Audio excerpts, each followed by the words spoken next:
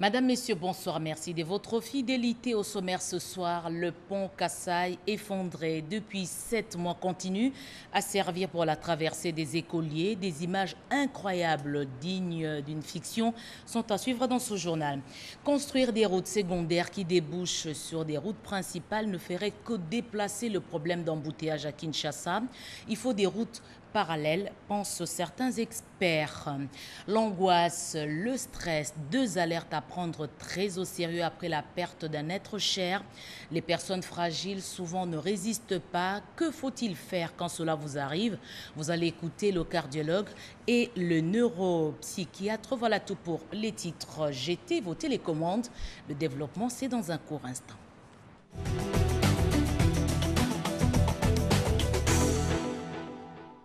Bonsoir. Pour commencer, c'est demain lundi que les premiers volontaires seront vaccinés contre la Covid-19 à Kinshasa. La cérémonie est prévue aux cliniques universitaires à partir de 9 h. Les cours sont interrompus dans plusieurs endroits à Butembo, à Beni et en Ituri pour raison d'insécurité. Des jeunes sont venus solliciter l'implication du commandant des FARDC, du commandant suprême des FARDC pour que la vie reprenne. Aux côtés de ces étudiants, des femmes, elles sont également venues de ce coin devenu théâtre des massacres. Blandine Nzovo. La situation sécuritaire devenue précaire à l'est de la République démocratique du Congo avec de nombreuses manifestations au cœur d'une deuxième rencontre entre le chef de l'État Félix Antoine Tshisekedi Tshilombo avec les femmes issues des mouvements de la société civile de Beni, Butembo et Ituri. La particularité de cette deuxième rencontre, d'autres catégories de la population meurtrie du Nord Kivu, des structures qui interviennent dans le processus de paix, notamment les autorités militaires des FARDC et du conseiller spécial du chef de l'État en matière de sécurité, se sont joints à cette audience. Le blanc, symbole de la paix recherchée, a été choisi comme pour emboîter le pas au président de la République lors de la consécration du pays à Dieu. Nous sommes là parce que le chef de l'État a voulu que nous puissions encore avoir cette deuxième séance avec les membres tous les membres de l'équipe venus de Beni, Butembo et Ituri. Il fallait que nous puissions parler des réalités sur le terrain, devant ces autorités, devant le chef de l'État lui-même. Une autre catégorie des victimes non négligeables, ce sont les étudiants. Ils sont venus également solliciter l'implication du commandant suprême des armées afin qu'il reprenne les cours interrompus à cause des attaques perpétrées par les rebelles. Vous savez, chez nous, on n'étudie pas parce que la plupart des étudiants, leurs papas étaient parents ou titères ont été décapités par les ADF Nalou. Et comme vous le savez bien, on étudie grâce à nos produits qui se trouvent dans nos forêts, le cacao, japas. Malheureusement, le village a déjà été occupé par les ADF Nalou. Et à terme d'exemple, il y a des écoles qui ont été même délocalisées et brûlées. On lui a parlé, comme ces écoles-là n'ont plus d'assistance. Madame Julienne Lousengue, qui conduit la délégation, a dit sa satisfaction et sa reconnaissance au chef de l'État, Félix Antoine Tshisekedi Tshilombo, qui a rappelé sa promesse de campagne, celle d'installer son quartier général à Beni. Il rassure suivre de près la situation de l'Est. La délégation porte cette tenue pour montrer qu'elles sont venues pour chercher la paix et qu'elles espèrent, à la sortie de ces audiences, le commandant suprême, avec les services, vont faire de tout leur mieux pour qu'il y ait la paix. Et le président a rassuré la délégation que ça lui tient à cœur. La question de la paix, le retour de paix à Beni comme à Ituri, et que d'ici là, il va réaliser sa promesse qu'il a dit. L'état-major va s'installer à Beni. Et lui-même, il va être dans la région pour suivre de près. Le président de la République, commandant suprême et garant de la nation, a confirmé à la délégation son implication totale et promet de pallier au plus vite à cette situation d'insécurité qui n'a que trop duré dans cette partie du pays. Il est temps que la paix revienne dans ce coin de la République. Chilengelou, un mois après le lancement des travaux à Kinshasa par le président de la République, l'équipe dirigeante de l'OVD est revenu sur le point de lancement Terre jaune pour l'évaluation. La suite en images avec Willy Atunakov. C'est dans le cadre du suivi régulier des travaux de projet Tchilé-Gelou, entendez pilote, et projet moderne construction, lancé il y a un mois déjà, jour pour jour, par le chef de l'État et d'autres projets en cours que le directeur général de l'Office de voirie et drainage, OVD, a effectué ce samedi 17 avril 2021 la ronde d'inspection de chantiers ouverts à travers le 4 districts de la capitale. Nous avons voulu commencer d'abord par les travaux des assainissements. Parce que c'est ça l'élément le plus important. Si l'assainissement n'est pas fait, c'est l'eau qui va détruire la chaussée qui va être exécutée. C'est ainsi que ce matin, nous sommes passés sur l'avenue Gapama, qu'on appelle communément Terre jaune, là où le chef d'État avait lancé les travaux. Vous avez vu avec moi, il y a plus ou moins 628 mètres linéaires des caniveaux qui sont déjà exécutés sur les 2000 mètres. Et là, nous sommes allés à Kingabwa, ce que nous appelons le boucle de Kingabwa. Et là, vous avez constaté, d'une manière générale, il y a au moins 1500 de caniveaux qui ont été déjà construits.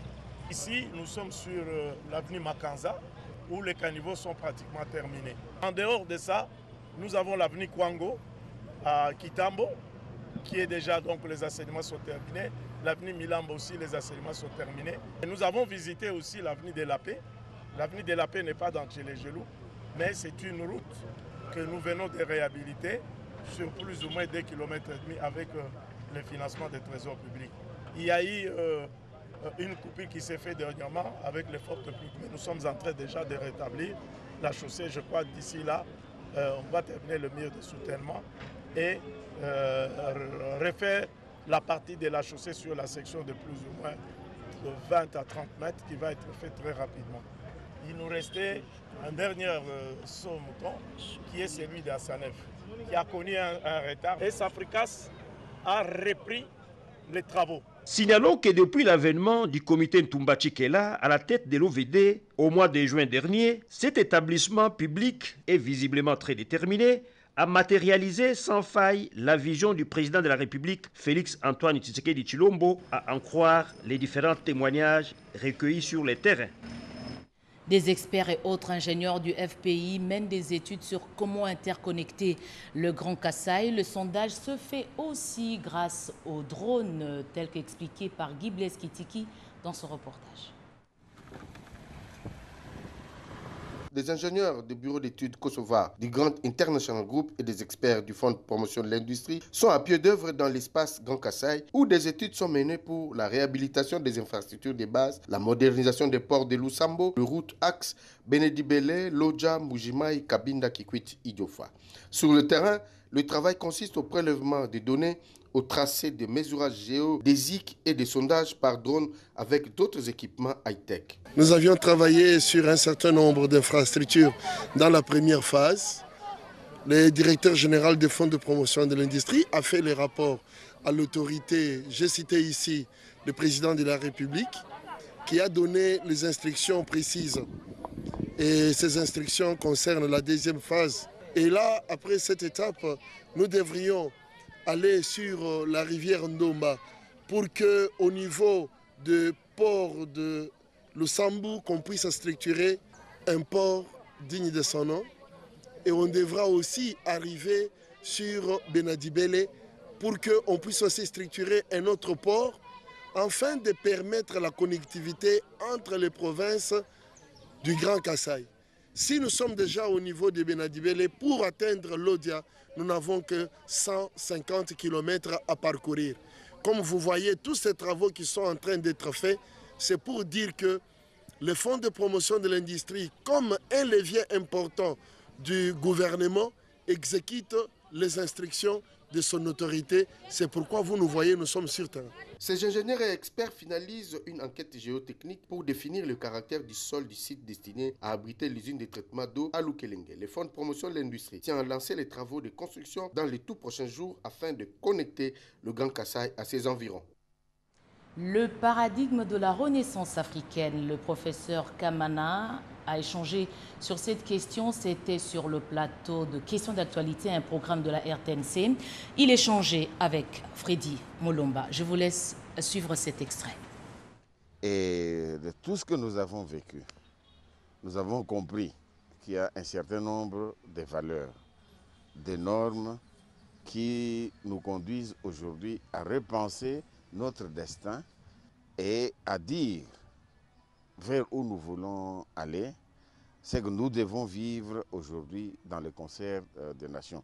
C'est ce projet-là que j'ai voulu expliciter et dont j'essaie de parler surtout avec les nouvelles générations, que nous sortons du paradigme de la défaite qui a caractérisé notre histoire depuis 5 siècles déjà, pour entrer dans un nouveau paradigme qui est le nôtre, qui est le paradigme de la Renaissance africaine.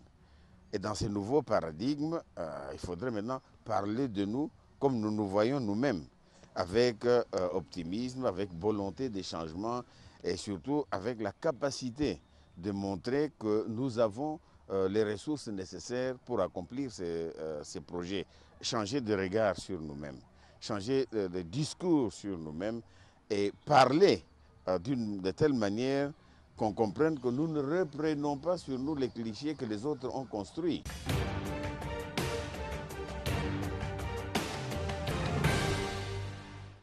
Certaines provinces ont retrouvé leur liberté. Le couvre-feu a été levé. Dans d'autres, comme Kinshasa, il a été repoussé d'1 heure. Des décisions annoncées cette semaine par la task force réunie autour du président de la République, Félix-Antoine Tshisekedi Tshilombo. Après un long suspense, on connaît la taille et le visage du gouvernement Sama Lukonde. Les noms ont été publiés dans la semaine. Pierre Kibambe Somoïssa pour la semaine du chef de l'État. La République démocratique du Congo a un nouveau gouvernement depuis lundi 12 avril 2021. Ce gouvernement du Premier ministre Sama Lukonde Kyenge a été rendu public à travers une ordonnance présidentielle lue par le porte-parole du chef de l'État, Kasongo Mwema.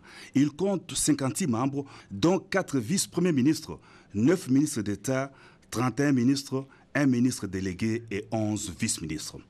Le même lundi, le président de la République, Félix-Antoine Tshisekedi Tshilombo, président en exercice de l'Union africaine, a pris part par visioconférence à un sommet placé sous le thème « L'augmentation de la capacité des vaccins sur le continent africain ». Il a été question de réfléchir à une solution qui mettra en contribution des hommes et des femmes politiques, des cadres de l'Union africaine, de chefs d'entreprise, des fondations et des fabricants de produits pharmaceutiques en vue d'aboutir à une feuille de route pour la croissance effective de la capacité africaine de produire des vaccins. Dans son allocution, le chef de l'État a fait savoir que l'Afrique a besoin d'un nouvel ordre de santé publique pour sa sécurité économique, un système de santé publique nécessitant au niveau de l'Union africaine une coordination et une coopération adéquate entre les institutions continentales et nationales ainsi qu'un renforcement de chaque structure. Toujours dans le même chapitre, une réunion de la task force présidentielle contre le Covid-19 s'est tenue à la Cité de l'Union africaine sous la haute direction du président de la République pour évaluer la situation épidémiologique sur le territoire national ainsi que les mesures prises en vue d'endiguer cette pandémie. À Kinshasa et dans certaines provinces où la courbe épidémique est descendante, le couvre-feu en vigueur est repoussé de 22h à 4h du matin, tandis que dans les provinces où la circulation du virus est faible, il a été décidé la levée du couvre-feu. Une délégation de représentants du bloc dit de l'ouest du pays, composée de 6 députés nationaux, a été conduite auprès du président de la République, Félix-Antoine Tshisekedi Tshilombo, par le leader du mouvement de libération du Congo, Jean-Pierre Bemba. Ils ont pris l'initiative de rencontrer le chef de l'État pour lui faire part de préoccupations communes de leur province contenues dans un document intitulé « Programme de développement intégré du bloc ouest et de la Grande Orientale ». Le jeudi 15 avril, le président de la République est arrivé dans la soirée à Brazzaville, en compagnie de son épouse, la première dame Denise Nyakeru Tshisekedi, le président de l'Union africaine et plusieurs chefs d'État du continent ont rehaussé de leur présence la cérémonie de prestation de serment du président de la République du Congo, Denis Sassou Nguesso, réélu pour un nouveau mandat de 5 ans. Le chef de l'État congolais a, dans son discours d'investiture, promis de poursuivre le processus de développement intégral du Congo-Brazzaville selon son nouveau projet de société. Ensemble, poursuivons la marche. Une année vient de s'écouler depuis la disparition de Monseigneur Gérard Moulumba, le responsable de la maison civile du chef de l'État. Une messe d'action de grâce a été dite en la cathédrale Notre-Dame du Congo, en présence du président de la République et de la première dame, Denise Nyakeru Tshisekedi. Frère cadet du patriarche feu docteur Étienne Tshisekedi wa Moulumba, le père du chef de l'État, Monseigneur Gérard Moulumba a quitté la terre des hommes le 15 avril 2020. Kinshasa se prépare à abriter les travaux de la 12e Assemblée générale des chargeurs africains. Confirmation donnée dans la semaine qui vient de s'achever. Autre chose, quelques heures seulement après la publication de son équipe, le Premier ministre Sama Lukonde a donné sa toute première conférence de presse. Semaine en 5, Serge Mata. De sa première conférence de presse, tenue après la publication du gouvernement qui marque les renouveaux, le Premier ministre Sama Lukonde a expliqué pourquoi l'exécutif national est composé de 56 ministres. Le Sénat a adopté le lundi 12 avril 2021 au cours d'une plénière la proposition de loi organique portant création, fonctionnement et organisation d'une institution d'appui à la démocratie dénommée Agence nationale de lutte contre la corruption. Comment agir et rompre les cycles de violence dans l'Est de la République démocratique du Congo? Les mécanismes nationaux de suivi de l'accord cadre d'Addis Abeba a proposé quelques pistes de solutions à la MONUSCO pour plus de résultats. Grave accident sur la route nationale numéro 1 en provenance de Kikwit pour Kinshasa. Un bus s'est renversé au niveau du village Kiwawa dans les territoires de Massimanimba au Kwilu avant de prendre feu avec ses passagers à l'intérieur. Plusieurs corps calcinés ont été sortis de l'épave. L'apport économique et financier de la diaspora congolaise. Ce sujet a été abordé au cours d'une rencontre tenue à Kinshasa. Et c'était en la grande salle des conférences des affaires étrangères. Tout au long de cette semaine,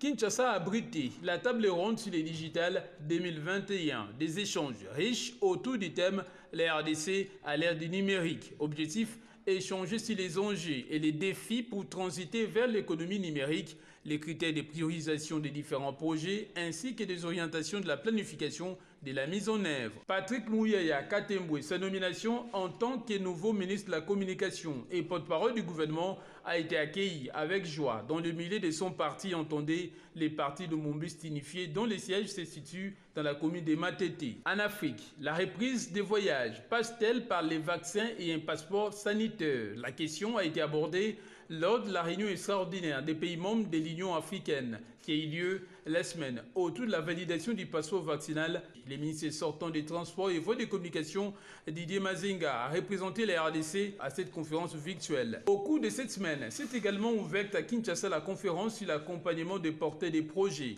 Plusieurs propositions ont été faites pour faire avancer les stratégies entrepreneuriales de développement en République démocratique du Congo. Sur le haut patronage du chef de l'État et président en exercice de l'Union africaine, Félix Antoine Tshisekedi Tshilombo, il se tiendra à Kinshasa la 12e Assemblée générale de l'Union des conseils des chargeurs africains. Pour cette conférence, la thématique choisie est l'UCCA face aux enjeux de la mise en œuvre de la zone de libre-échange continentale africaine. ZELCAF. La conférence nationale sur la chenille légionnaire des maïs s'est clôturée par une mise en place d'une fête des routes afin d'éradiquer ces fléaux qui touchent les RDC.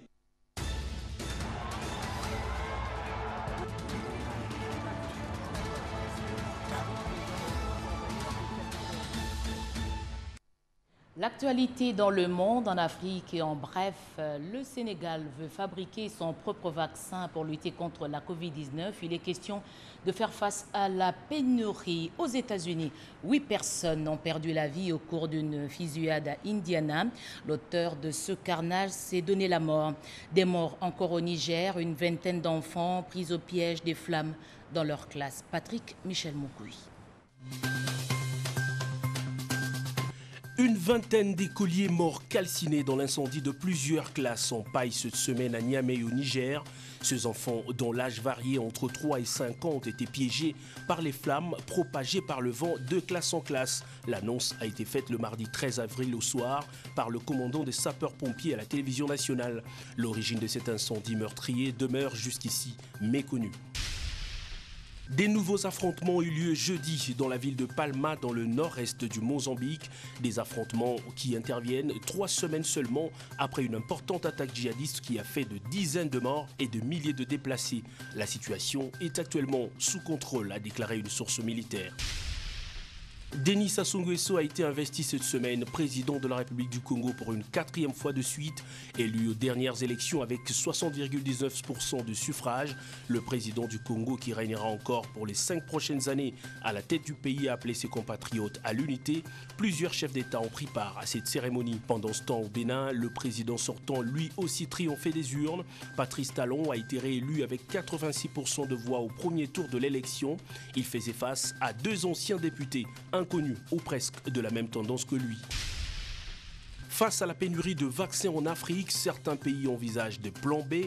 Le Sénégal, par exemple, lui pense déjà à produire ses propres vaccins.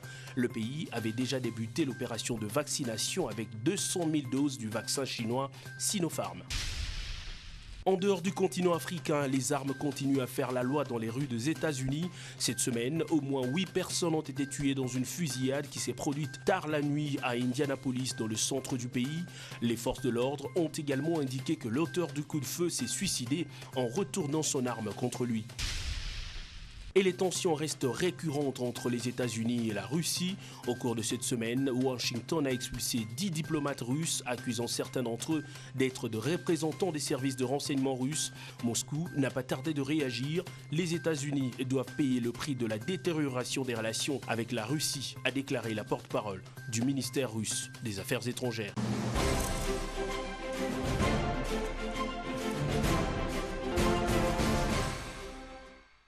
Le choc provoqué par la mort d'un proche, d'un parent, d'un enfant, de son épouse ou de son mari peut avoir des conséquences graves sur la santé. Soyez attentifs aux personnes très affectées. Des signes avant-coureurs peuvent alerter l'entourage. Suivez ce dossier de Pompon Umbaland. À l'annonce d'une nouvelle bouleversante, comment réagit le corps ? La disparition d'un être cher constitue un véritable traumatisme qui se traduit chez les survivants par des signes multiples qui, avec négligence, peuvent s'aggraver et devenir une source de graves maladies. Nous sommes allés interroger la faculté des médecines de l'université de Kinshasa, professeur Magloire Mpembi et neuropsychiatre. La nouvelle arrivée au niveau du cerveau entraîne une sécrétion des hormones hypophysaires et hypothalamiques, et ces sécrétions d'hormones hypophysaires et hypothalamiques vont entraîner à la fin la libération d'adrénaline et de corticostéroïdes.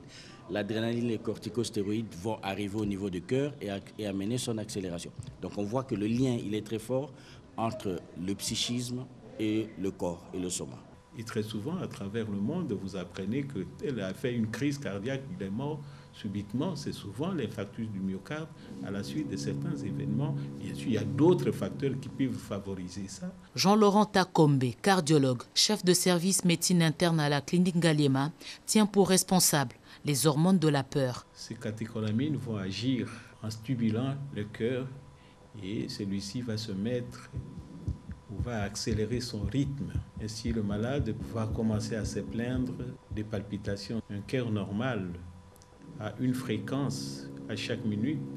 La fréquence que nous considérons comme étant la normale varie aussi entre 60 jusqu'à 88 battements par minute. Quelques signes extérieurs peuvent alerter l'entourage. Mais la personne va déjà vous dire que je ne me sens pas bien depuis que j'ai appris que que mon père est décédé, que j'ai perdu mon enfant ou que j'ai perdu mon conjoint, je transpire, je n'arrive pas à dormir. J'ai l'impression que quelque chose de grave va m'arriver. Il y a une forme d'angoisse qui l'envahit. Est-il possible de se préserver du stress? Il est évident que l'on ne peut pas éviter le stress. Par contre, des précautions à prendre sont envisageables. Quelqu'un qui est hypertendu, qui n'a pas bien stabilisé son hypertension, quelqu'un qui a d'autres problèmes de cœur, de cardiopathie, il y en a plusieurs. Il faut d'abord, même quand ils doivent savoir prendre leur traitement, et faire un effort personnel, même si l'entourage est là. L'individu lui-même doit fournir cet effort pour éviter que le choc qu'il va recevoir puisse avoir une répercussion négative sur lui. Il faut faire l'exercice de savoir relativiser. C'est vrai que c'est difficile, c'est vrai que c'est douloureux, mais à un moment, on finit par se dire, en fin de compte, je ne suis pas le premier à qui ça arrive, je ne suis pas le dernier à qui cela arrivera. Et savoir identifier des personnes sur qui on peut s'appuyer quand il y a un gros problème. En République démocratique du Congo, les catastrophes, les crashs et autres accidents n'ont jamais connu un accompagnement organisé au bénéfice des personnes affectées. Très rarement, on a vu des spécialistes sur le terrain pour la prise en charge. À quoi servent donc nos psychologues, psychiatres et autres médecins spécialisés pour une prise en charge de pareils phénomènes? La question reste pendante. Incroyable, on se croirait sur un terrain d'entraînement des commandos. Des écoliers qui grimpent sur la charpente métallique du pont Kassaï effondré depuis 7 mois. Nous sommes à Tchikapa, vous allez le voir. Le danger est permanent, mais c'est le prix à payer pour aller à l'école. Regardez. 7 mois depuis l'écroulement du pont Kassaï, en plein centre-ville de Tchikapa, les populations qui habitent les 5 communes qui composent cette ville vivent un calvaire sans pareil.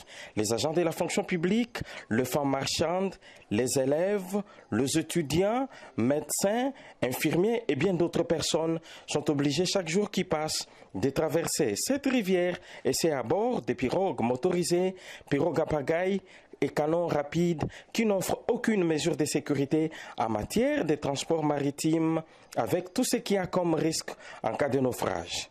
Sans s'imaginer les dangers auxquels ils s'exposent, les élèves qui habitent la colline de Kélé, tout âge confondu, prennent le risque chaque jour de traverser sur ces ponts effondrés en rampant sur le bar métallique car obligés d'aller étudier à Kanzala et Dibumba. On m'appelle Mwamba Chamala, élève finaliste à l'Institut Gédéon D. Nous traversons les ponts de Kassaï dans ces conditions parce que nous manquons les moyens de traverser la rivière et de traverser par les pirogues. Acte que plus d'une personne condamne, mais qui se passe au vu au su des agents de l'ordre placés à ces ponts afin d'interdire aux piétons d'y passer. Nous interpellons les autorités tant au niveau national. Déjà au niveau national, puisque c'est sur la nationale numéro 1. Donc ils sont plus interpellés que ceux qui sont ici. Qui regardent la situation qu'il y a ici, c'est catastrophique. Vous vous rendez compte, il y a des jeunes gens, ils sont là, il y a des jeunes gens qui traversent ici. C'est comme un entraînement de commando là. Ils traversent avec tous les risques que cela comporte. Ils sont suspendus dans les vides. Et les autorités provinciales qui s'occupent, ils connaissent les mécanismes qu'il faut faire pour interpeller ceux de Kinshasa, pour que le pont soit réhabilité, juste ce tronçon. Enfin, ce n'est pas tout le pont qui est effondré, mais c'est juste un tronçon. Mais si on peut réhabiliter ce tronçon, je crois qu'on soulagerait pas mal de gens. Mais c'est un danger permanent. Et là, on ne saura pas dire, je suis sans voix par rapport à ce que je suis en train de voir. Ça fait rire, mais ça fait froid dans le dos de voir tous ces gens escalader et prendre des risques. Regardez le courant d'eau qu'il y a là-bas. Franchement, je ne saurais pas me prononcer là-dessus. Le risque et danger auxquels s'exposent les élèves et autres personnes qui empruntent ces ponts qui est hors usage, nécessitant une rapide réhabilitation, ne laisse pas indifférents les habitants de Tchikapa qui lancent ces cris d'alarme à l'endroit des autorités, tant provinciales que nationales, pour sa réparation. Pour la petite histoire, vivement les routes secondaires pour réduire les embouteillages à Kinshasa. Un courant d'experts pense qu'il faudrait construire des routes parallèles, ne pas déboucher sur les routes principales pour éviter justement de déplacer le problème. Explication avec Blandine Wavingana dans ce dossier. Population estimée à plus ou moins 10 millions d'habitants, Kinshasa est confrontée à un réel problème d'embouteillage. Aux heures de pointe, le matin comme le soir, circuler à Kinshasa devient un casse-tête. Aujourd'hui, des voix s'élèvent pour exiger une attention soutenue sur des routes dites secondaires. La difficulté que connaîtrons ici à Kinshasa, où il y a vraiment des embouteillages, même à 6h du matin, même à 5h30, les embouteillages. Alors, nous demanderons aux autorités compétentes qu'ils puissent réhabiliter les routes existantes et puis créer aussi des routes secondaires. Parce qu'il y a des voies que les Belges ont laissées pour qu'un jour, qu'on puisse créer des routes. Et puis, je demanderai qu'il faut qu'il y ait une sensibilisation vis-à-vis des chauffeurs. Parce qu'il y a certains embouteillages causés par nous-mêmes les chauffeurs. Il faut créer des routes secondaires pour diminuer les embouteillages. Car depuis que nous sommes là sur 24, nous avons du mal à circuler. Que les autorités compétentes réhabilitent et créent des routes secondaires pour qu'il y ait une bonne circulation. Malgré toutes ces idées, il y a toujours une divergence sur l'opportunité de créer de nouvelles routes ou d'entretenir des routes secondaires. Arranger les routes secondaires pour terminer les embouteillages, je ne pense pas que cela puisse être une solution. Pourquoi? On peut bien arranger les routes secondaires. Mais quand on arrange les routes secondaires et on constate que les mêmes routes secondaires vont déboucher sur la route principale, c'est qu'on déplace seulement l'embouteillage de la place où il était à l'autre place. Ce qu'on doit faire, c'est aménager les routes secondaires et les amener directement dans les arrêts. Ces routes secondaires-là doivent être parallèles à la route principale. Pour désengorger la ville de Kinshasa, on peut réhabiliter le chemin de fer, regarder le cas du chemin de fer aéroport jusqu'au centre-ville. Vous voyez là, c'est une façon d'éviter les embouteillages. Il faut que l'on crée des routes secondaires qui nous amènent jusqu'au terminus. C'est-à-dire une route qui va par exemple partir de Kinshasa-Nyasuka jusqu'au centre-ville, sans passer par le boulevard Lumumba. Donc là, le boulevard Lumumba va un peu respirer parce que l'autre route, la route secondaire, va récupérer certains véhicules qui passent par le boulevard Lumumba et qu'on va retrouver sur la route secondaire. En tout cas, la seule solution reste celle-là. Créer de nouvelles routes qui nous amènent jusqu'au terminus. Les routes secondaires, il faut les arranger. Parce que les routes secondaires vont nous aider, par exemple, à prendre les gens qui sont dans des recoins et les ramener sur le boulevard. Et quand ils arrivent sur le boulevard, ils trouvent que le boulevard est un peu dégagé et désengorgé. La circulation est un peu fluide. Le poids démographique de la ville de Kinshasa impose d'explorer de nouvelles perspectives d'une deuxième ville. Le président de la République a déjà lancé l'idée d'une ville dénommée Kitoko. En Afrique, le Nigeria, l'Égypte, la Côte d'Ivoire et le Burkina Faso ont donné le ton en érigeant une deuxième capitale, généralement aux côtés de la capitale politique ou économique. Dans quel état se trouvent les entreprises du portefeuille près de 60 ans après l'indépendance de notre pays? Économiste de formation et expert comptable Jacques Kabea pointe du doigt la mauvaise gouvernance. Il est interrogé par Médard Mbouyal Mangal. Lorsque vous dites la mauvaise gestion, faites allusion à quoi? Quels sont les éléments qui expliquent la mauvaise gestion? La mauvaise gestion est liée à plusieurs éléments. Vous savez, parfois on peut parler de la compétence des gestionnaires, mais l'impact est beaucoup plus politique. L'impact est venu beaucoup plus du côté politique, où l'influence, l'intrusion régulière du gouvernement, de l'État dans la gestion des entreprises a conduit à la mauvaise gestion. D'abord, la nomination ou des nominations beaucoup plus politiques, au lieu que ce soit des nominations liées à la compétence des mandataires, c'était beaucoup plus des nominations politiques, des nominations faites également sur base d'appartenance politique et tribale, comprenez un peu, et des conseils d'administration qui n'ont pas joué leur rôle non plus.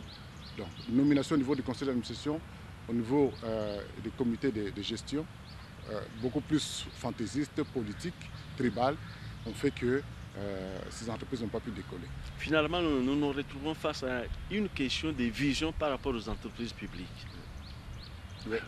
Donc, à quel niveau les choses doivent se développer? Qui doit définir la vision pour des entreprises publiques? Vous savez Médard, les entreprises publiques, c'est notre patrimoine à nous tous. C'est notre patrimoine à nous tous, c'est le patrimoine du Congo. Et dans d'autres pays, les entreprises publiques font partie de ce qu'on appelle le plan économique national du développement. De l'eau potable pour la population du quartier Badara, c'est à la Tchangou, ici à Kinshasa. Et le litre s'obtient à 50 francs congolais. C'est le fruit de la coopération entre deux fondations, Mutombo Dikembe et Huidal. Des précisions avec Yves Abdallah. Débuté en juillet 2019 après la signature d'un accord de partenariat entre Huidal Fondation et la Fondation Mutombo Dikembe, le projet Aquatap a été inauguré ce dimanche 18 avril 2021 dans la partie est de la ville de Kinshasa, plus précisément au quartier Badara. Il s'agit d'une borne fontaine avec une capacité de production de 50 000 litres d'eau à 50 francs le litre seulement, dotée d'un système bio qui ne pollue pas la nature parce qu'il utilise l'énergie solaire.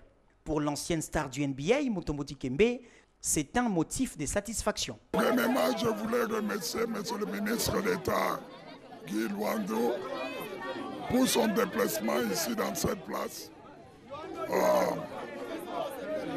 pour l'inauguration de Aquatap. C'est un projet qui a duré au moins 2 ans, mais nous célébrons la naissance de cet enfant ici. La population a beaucoup attendu et je suis vraiment très content que beaucoup de nos mamans auront l'accès de l'eau. Prenant la parole, le sénateur Guy Luando Mboyo a, en sa qualité de président de la Fondation Huidal, salué ce grand jour. C'est un sentiment de joie et de satisfaction, surtout pour cette population qui va avoir accès à l'eau potable. Merci à la Fondation Mutombo et à tout le monde. Et ce n'est qu'un projet pilote. Ça va se dupliquer à l'intérieur du pays et dans d'autres provinces pour que la problématique d'accès à l'eau soit résolue. Sachez par ailleurs que 500 kits de ce type sont attendus dans les prochains jours pour un déploiement sur l'ensemble du territoire national avec des terrains de basket et de football à côté de chaque borne fontaine pour participer à l'encadrement de la jeunesse, comme le veut le président de la République, Félix-Antoine Tshisekedi Tshilombo, garant de la nation. Des tracteurs tournent à plein régime sur l'avenue Sendwe à Lubumbashi. Nous sommes au Katanga. Le gouverneur Jacques Kabula Katwe a fait une descente sur le terrain pour inspecter les travaux de la voirie. Sur l'avenue Sendwe, c'est une nouvelle artère que Jacques Kabula Katwe est en train de construire. La société GMF qui exécute les travaux a déployé des tractopelles, chargeuses, bennes et compacteurs afin de concrétiser la vision du gouverneur qui veut une avenue Sendwe au standard de l'avenue Kassavubu. Au cours de sa visite d'inspection, l'autorité provinciale s'est rendue compte de l'évolution du chantier. Des nouvelles canalisations sont construites de part et d'autre de la chaussée où la base est en train d'être posée. Les Louchois, visiblement motivés par la qualité du travail qu'abat le premier des Hauts-Katangais, sous le leadership du président de la République, Félix-Antoine Tshisekedi, ont accompagné Jacques Kabula sous l'avenue des usines. Ici, une sous-fondation à moellons et des drains sont en construction avant la pose imminente de l'asphalte. Ces mêmes travaux sont exécutés sur les avenues Maniema et Chef Katanga, où s'est rendu tour à tour le gouverneur de province, suivant les explications du directeur provincial de l'Office des voiries et drainage. La liste de chantiers en cours n'est pas exhaustive à Lubumbashi et à l'intérieur de la province.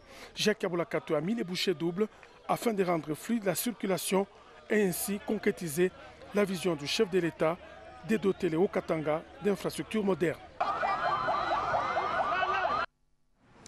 Numériser les services d'assiette est une solution pour maximiser les recettes à Kinshasa. Le gouverneur Jean-Tini Ngobila a mis sur pied l'agence provinciale pour le développement Rodépanda pour les détails. La ville-province de Kinshasa, où presque tous les pays, la RDC, éprouvent d'énormes difficultés pour collecter les taxes ou impôts et tout autre dû à l'État. La solution aujourd'hui, en plein XXIe siècle, reste la numérisation de tous les services d'assiette et même de toute l'administration publique. Attaché à la vision du chef de l'État qui a initié le plan national numérique jusqu'à en faire tout un ministère à part entière dans le gouvernement Samalou Kondé, le gouverneur Jantini Ngobila a créé l'Agence provinciale pour le développement du numérique de Kinshasa. APNDK. Cette agence, dirigée par Madame Ida Muntara, devrait servir de levier pour booster l'économie et le développement de la ville de Kinshasa avec la mobilisation et la maximisation des recettes et stopper de manière efficace l'hémorragie et le coulage des revenus. À l'étape de la commune de Matete, c'est avec une joie accrue que la population et tous les administratifs, municipaux, chefs de localité, chefs de quartier ont accueilli la campagne de sensibilisation et d'information sur l'importance du numérique dans la gestion administrative et fiscale au niveau de différentes entités de base. Après la sensibilisation, viendra l'étape de la formation, puis l'octroi des équipements informatiques, soit des ordinateurs ou les appareils téléphoniques, smartphones ou Android. A précisé l'expert de la PDNK. Tout ceci dans le but de dématérialiser le service de l'État en abandonnant l'usage des papiers pour basculer vers l'électronique. Après la commune de Ngaliema et la commune de Matete, la prochaine étape sera la commune de Kasavubu. Message de félicitations du Fonds forestier national à Mme F. Bazaï Bamassoudi, vice-premier ministre, ministre de l'Environnement et Développement durable. Le choix judicieux opéré par le chef de l'État sur votre auguste personne est guidé par la volonté de changement qui l'anime, car votre parcours politique, marqué par votre courage, votre abnégation, votre capacité de négociation et de défense des intérêts du pays, sont bien connus de tous. Au-delà de nos sincères félicitations, nous vous assurons, Excellence Madame le Vice-Premier ministre, la collaboration du Fonds forestier national dans le financement des activités de reboisement, d'aménagement et de contrôle forestier dépendant du ministère dont vous avez la charge. La mise en œuvre de ces activités implique la mobilisation de recettes prévues au budget du gouvernement de la République qui permet le financement des actions inscrites à son programme annuel dans lequel figure en bonne place le programme du chef de l'État, Jardin scolaire, 1 milliard d'arbres à l'horizon 2023 afin de restaurer le couvert forestier national et contribuer ainsi à la lutte contre le changement climatique à l'échelle mondiale. Pour terminer, nous souhaitons plein succès à votre mandat à la tête du ministère de l'Environnement et Développement durable au sein du gouvernement de l'Union sacrée de la Nation. Ce message de félicitations est signé Gervais Rougengue Bagouma, président du conseil d'administration, et Honoré Moulumba Kalala, directeur général. On termine par les informations du parti présidentiel. L'UDPS vient d'organiser un écolage au bénéfice des motards. Question de les rendre un peu plus professionnels. C'était un rendez-vous pas comme les autres. La vision de la grande famille du chef de l'État, Félix-Antoine Tshisekedi Tshilombo, une structure qui soutient et accompagne les actions du président de la République, a organisé une grande cérémonie de remise de brevets à 150 participants, dont 7 femmes, tous chauffeurs et motards, après 3 mois de formation de recyclage et renforcée des capacités, suivi de la notification des cadres de leur organisation au niveau de la ville-province Kinshasa. Cette formation n'a pas été que technique, mais aussi psychosociale pour amener cette catégorie de compatriotes au changement de mentalité et comment se comporter en respectant les règles de la circulation routière dans les artères de Kinshasa. Au cours de cette cérémonie de remise de brevets qui a été honorée par les autorités coutumières, était une occasion trouvée pour le président national et coordonnateur de la dite structure, Joseph Etienne Tshilumbaï Kalolo, de procéder à la notification des cadres de la vision de la grande famille du chef de l'État, affectés aux fonctions entre autres de secrétaires généraux, le secrétaire national, les superviseurs communes, ainsi que le directeur des quartiers avec comme mission la redynamisation des activités de leur parti, l'UDPS Tshisekedi.